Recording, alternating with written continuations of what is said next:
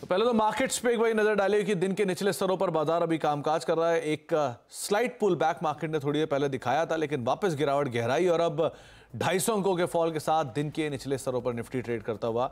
Mid cap small cap थोड़ा संभले थे थोड़ी देर पहले, लेकिन अब वापस फॉल बढ़ा है और 1.25% के फॉल के साथ मिड कैप इंडेक्स और 0.25% के फॉल के साथ स्मॉल कैप इंडेक्स कामकाज कर रहा है। 285 अंकों का फॉल यहां पर देखने को मिल रहा है। लाइकवाइज आप निफ्टी बैंक भी देखिए कि प्रेशर वहां से भी आ रहा है, पीएसयू बैंकिंग की तरफ से भी आज कुछ प्रेशर बन रहा है। निफ्टी बैंक करीब 3/4% के आसपास की फॉल यहां पर देखने को मिल रही है और पीएसयू बैंकिंग बास्केट भी करीब 0.5% के आसपास की गिरावट साथ कामकाज कर रहा है। थोड़ा सपोर्ट आज ऑटो से जरूर है, लेकिन अदरवाइज मार्केट्स में आज चौतरफा बिकवाली आपको दिखाई पड़ेगी। Capital goods heavily sell off के साथ कामकाज कर रहा है, oil and gas heavily sell off के बीच में कामकाज करता आपको दिखाई पड़ेगा। कैपिटल गुड्स करीब 0.3% नीचे और ऑयल एंड गैस भी करीब आपको 3% के आसपास के फॉल में दिखाई पड़ेगा। ब्रिजेश आयल हमारे साथ मौजूद है बातचीत करने के लिए। ब्रिजेश जी नमस्कार, स्वागत है कार्यक्रम में। पहले तो मार्केट्स पे आपका एक व्यू चाहूंगा कि बाजार में आज गिरावट गहराई है, 22,300 गया, 22,150 भी गया और अब 22,000 इस पर इंडेक्स की नजर है। कैसे रीड कर रहे हो आप मार्केट्स में? क्या एक short term pull back play करें या अभी वेट एंड वॉच करें, क्या करें मार्केट्स में? Good afternoon Sumit ji. So basically view तो नेगेटिव है मार्केट में, क्योंकि हालांकि हमने लास्ट 2 दिन पहले देखा था कि निफ्टी ने 50 दिन का जो मूविंग एवरेज था उसको ब्रेक कर दिया था।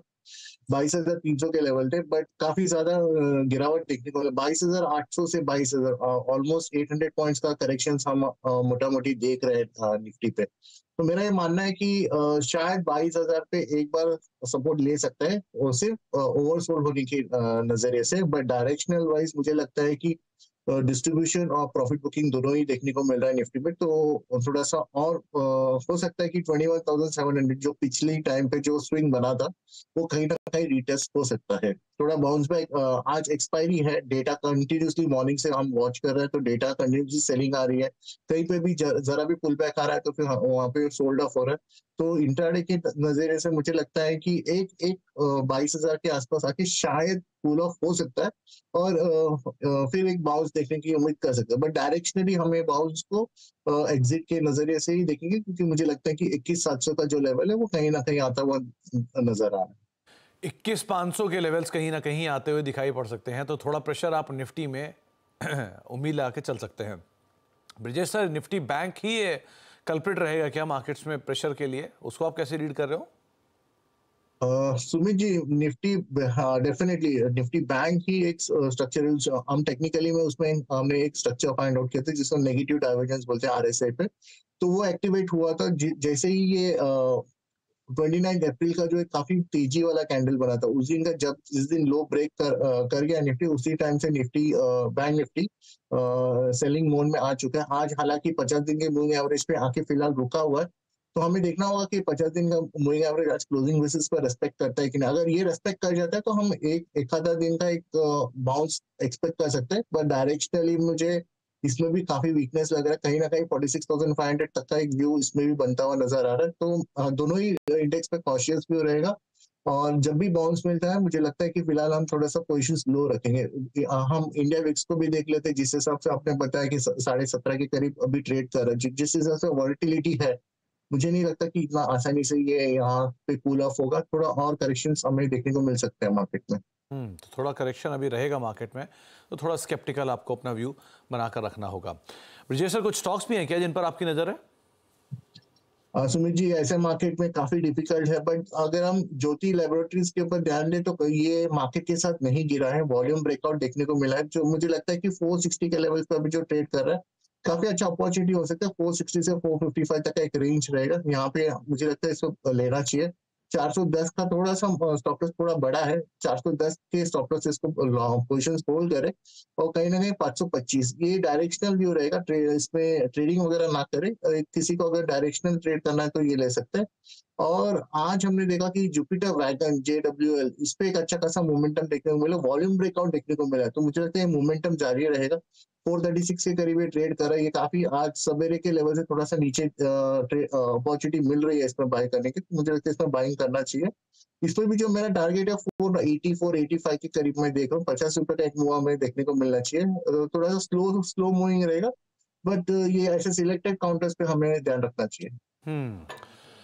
तो आपको रणनीति बताई गई है दोनों स्टॉक्स को लेकर, आप उसको भी एक बार नज़र डाल लेते हैं। अब जरा मिड कैप स्टॉक्स के ऊपर भी नज़र डालते हैं। मिड कैप इंडेक्स तो 500 अंक नीचे आ चुका है, करीब करीब दिन के निचले स्तरों से थोड़ा सा मूव ज़रूर हुआ, लेकिन अभी प्रेशर अच्छा खासा है, 1% के आसपास की बिकवाली है।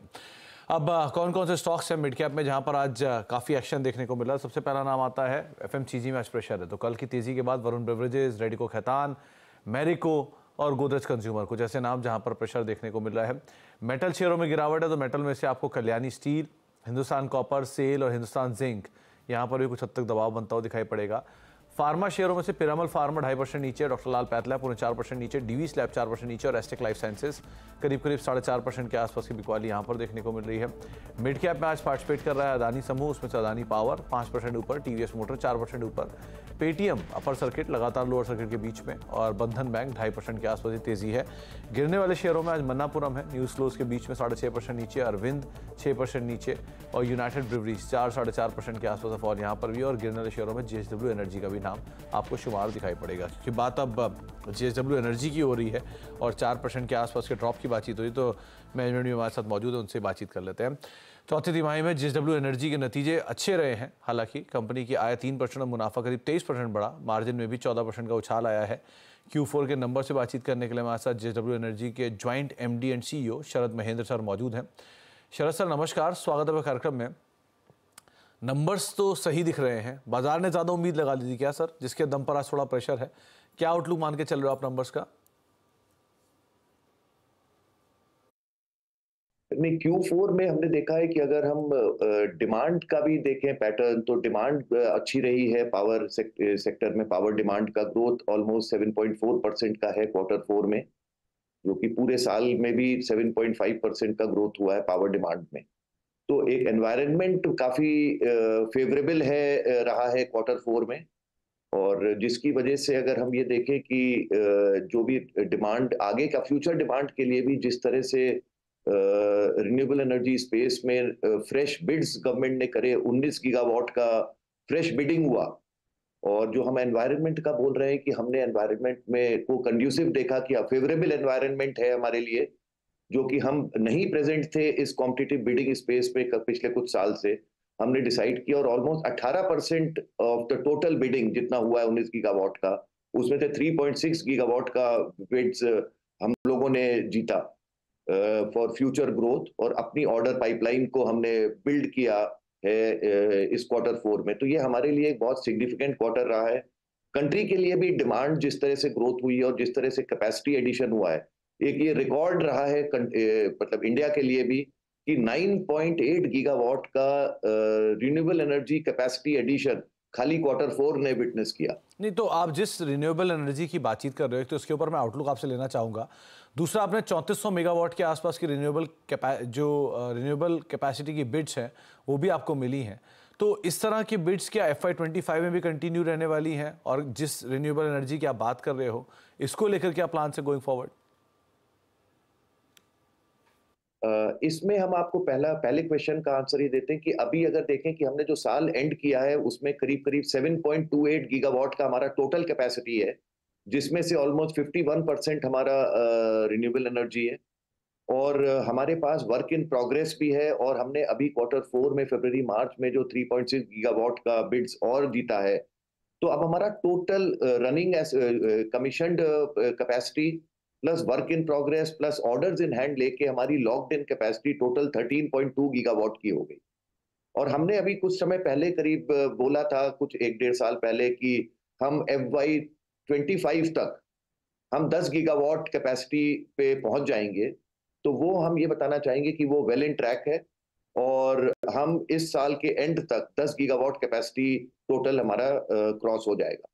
और उसमें से मेजॉरिटी ऑफ द पोर्शन जो आ रहा है वो रिन्यूएबल एनर्जी से ही आ रहा है, एक्सेप्ट एक 350 मेगावाट का यूनिट 2 हमारा इंड भारत का जो थर्मल का स्टार्ट होगा, उसके बाद बाकी सारा कैपेसिटी रिन्यूएबल एनर्जी से आ रहा है। ओके, थर्मल स्पेस के मतलब थर्मल साइड पे अगर बात की जाए तो वहाँ किस तरह की कैपेसिटी एक्सपेंशन प्लान आप बना रहे हो, और आने वाले समय में वहाँ कैसे नंबर्स हम देखेंगे? सर देखिए, थर्मल में अभी जैसा हमने बोला कि हमने एक यूनिट 350 मेगावाट का हमने जनवरी अभी इस प्रीवियस क्वार्टर में शुरू किया, कमीशन कर दिया था। हमारा सेकंड यूनिट 350 मेगावाट का वो इस क्वार्टर में कमीशन हो जाएगा।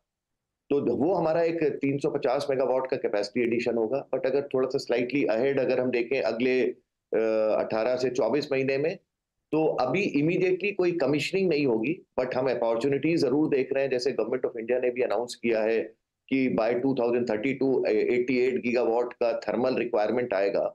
जिस तरह से कैपेसिटी ग्रोथ हो रहा है, डिमांड ग्रोथ हो रहा है, उसके लिए ये कैपेसिटी ग्रोथ का जरूरी है। तो हम लोग उसको भी इवेल्युएट कर रहे हैं, और जहां पे भी हमारे को अपॉर्चुनिटी दिखेगी तो थर्मल स्पेस में भी हम इवेल्युएट करेंगे। कुछ स्टेट्स हैं जो ऑलरेडी थर्मल पावर का प्लान कर रहे हैं, तो उसमें वी आर इवेल्युएटिंग और हम डेफिनेटली पार्टिसिपेट करेंगे। बट जो भी हमारा थर्मल में एक्सपेंशन होगा वो अब डोमेस्टिक कोल बेस्ड होगा, और उसके साथ में जितना हम पिट बेस्ड प्लांट्स लगा पाए, क्योंकि लो कॉस्ट ऑफ पावर बहुत की होगा, तो इसके लिए हम लोग ऑलरेडी इवेल्युएट कर रहे हैं, और हम जरूर से अपॉर्चुनिटी आएगी तो पार्टिसिपेट करेंगे। चलिए, बहुत बहुत शुक्रिया सर हमारे साथ मौजूद रहने के लिए शरद जी, और बातचीत करने के लिए नंबर्स को लेकर भी और तमाम एक्सपेंशन प्लान्स को लेकर भी। JSW एनर्जी हालांकि आज 4-4.5% नीचे भी कामकाज कर रहा है। मार्केट इम्पैक्ट कह लीजिए, मिड कैप की बिकवाली कह लीजिए, उसका भी असर है। इसके अलावा L&T फाइनेंस ने आज द कंप्लीट होम लोन योजना अहमदाबाद और बेंगलुरु में लॉन्च की है। कैसे ये स्कीम और क्या है इसके मायने, इस पर कंपनी के CEO से खास बातचीत की केतन जोशी ने, आपको सुनवाया था। ये कैंपेन अहमदाबाद समेत कहाँ पर अभी एक्टिव है, और इससे हमारा लोन का पोर्टफोलियो कितना बढ़ सकता है? तो हमने पिछले ये एक दिन पहले लॉन्च हुआ है। तो अहमदाबाद या गुजरात सेकेंड सिटी है, और ये हमारे लिए बहुत ही अहम मार्केट है। सिटी कौन सा था? बेंगलोर। और ये हमारे लिए बहुत ही अहम सिटी है, और हमें ऐसा लगता है कि हमने अभी नंबर्स नहीं डाले इसके अंदर, बट हमें लगता है कि सिग्निफिकेंट प्रोपोर्शन जो हमारा होम लोन है, 18,000 करोड़ की बुक है हमारी। हमने मार्च में लगभग अबाउट 1,000 करोड़ का डिसबर्समेंट किया था। हमें लगता है कि इसकी वजह से होम लोन सिग्निफिकेंटली एक डिफरेंशिएटेड ऑफरिंग कस्टमर को मिल सकती है।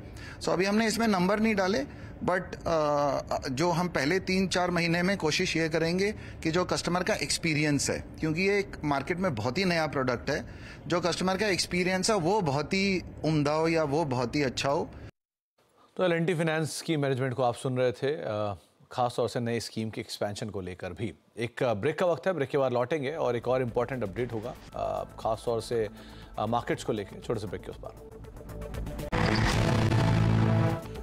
आप देख रहे हैं मिड कैप मंत्र, और मार्केट्स के अंदर प्रेशर लगातार बना हुआ है। मिड कैप इंडेक्स 1.25% अब नीचे आ चुका है। स्मॉल कैप इंडेक्स भी करीब 2% के आसपास के फॉल के साथ रफली 300 अंकों के आसपास का ड्रॉप वहां पर भी देखने को मिल रहा है। लेकिन एक और इंपॉर्टेंट अपडेट कुछ देर पहले आया, जहां पे पराली जलाने वाले किसानों को अब MSP नहीं मिलेगा। सूत्रों के मुताबिक केंद्र सरकार ने राज्यों को ऐसे किसान पर कार्रवाई करने के निर्देश दिए हैं। नई व्यवस्था इसी साल से लागू हो सकती है। इस खबर पर और डिटेल ले लेते हैं। असीम मनचंदा हमारे साथ मौजूद भी हैं। असीम, एक इम्पॉर्टेंट डेवलपमेंट है ये, खास तौर से नॉर्थ इंडिया के लिए, और वो भी पूरे second half of financial year के लिए। ये पूरा नॉर्थ इंडिया से जूझता भी है। सो कितनी बड़ी खबर और किस तरह की डिटेल्स हैं आपके पास? अजीत सिंह, सही कहा आपने। देखिए, अगर मैं दिल्ली NCR की बात करूं तो सितंबर से लेकर के जनवरी तक काफी पोल्यूशन यहाँ पर देखने को मिलता है, और उसकी एक बड़ी वजह यहाँ की जो आसपास के राज्य हैं उनके अंदर पराली जलाई जाती है। तो सुप्रीम कोर्ट भी इस मामले की कई बार सुनवाई कर चुका है। सुप्रीम कोर्ट ने इसमें एक कमेटी बनाई थी। उस कमेटी ने एक सुझाव दिया था कि जो किसान पराली जलाते हैं उनको MSP का बेनिफिट ना दिया जाए। तो अब केंद्र सरकार उसको लागू करने की तैयारी कर रही है। जो हमें सूत्र बता रहे हैं कि जो केंद्र सरकार ने ऑलरेडी दिल्ली, पंजाब, हरियाणा और राजस्थान के चीफ सचिव को निर्देश भी दे दिए। उनसे कहा है कि आप ये सुनिश्चित किए कि जो किसान पराली जला रहे हैं उनको MSP का बेनिफिट ना मिले। होगा कैसे? इसके लिए इसरो की मदद ली जाएगी। इसरो उस खेत को पिन पॉइंट करेगा कि कहाँ पर ये पराली जलाई जा रही है। उसके बाद उसको उस पराली जलाने की घटना को किसान की जमीन के रिकॉर्ड में दर्ज किया जाएगा। इतना ही नहीं, जो फूड मंत्रालय उसको भी निर्देश दिए गए कि जब आप MSP खरीदो तो उसकी जांच करें कि किसान के रिकॉर्ड के अंदर पराली जलाने की घटना कहीं दर्ज तो है नहीं। अगर ऐसा होता है तो उसको आप MSP पर गेहूं खरीदने से आप इनकार कर सकते हैं। तो ये सरकार इसकी तैयारी कर रही है, तो इसी साल को इसको लागू किया जा सकता है। तो दिल्ली NCR को पोल्यूशन से थोड़ी सी राहत मिल सकती है। तो थोड़ी सी राहत पोल्यूशन से मिलने की लिए कामकाज किया जा रहा है। लेट्स सी कैसे इस पे काम आगे अपडेट आता है, लेकिन इंपॉर्टेंट है ये। बहुत बहुत शुक्रिया असीम हमारे साथ मौजूद रहने के लिए और इस खबर पर बातचीत करने के लिए। जाने से पहले अब तीनों खिलाड़ियों का अपडेट, किस तरह का वहां पर सिचुएशन देखने को मिला है। गिरते मार्केट में भी कुछ खिलाड़ियों के रिटर्न अभी भी पॉजिटिव है और स्ट्रांगली पॉजिटिव है। सोनी का रिटर्न करीब 5% ऊपर है, प्रदीप का रिटर्न 4.5% ऊपर है, हालांकि अरुण का रिटर्न -5% के आसपास अभी देखने को मिल रहा है। ब्रेक का वक्त है और ब्रेक के उस पार नो योर कंपनी में आज हम बातचीत करेंगे होम फर्स्ट फाइनेंस के एमडी और सीईओ मनोज विश्वनाथन सर से, नंबर्स को लेकर भी, एक्सपेंशन प्लान्स को लेकर भी, डेवलपमेंट्स को लेकर भी। छोटे से ब्रेक के उस तरफ।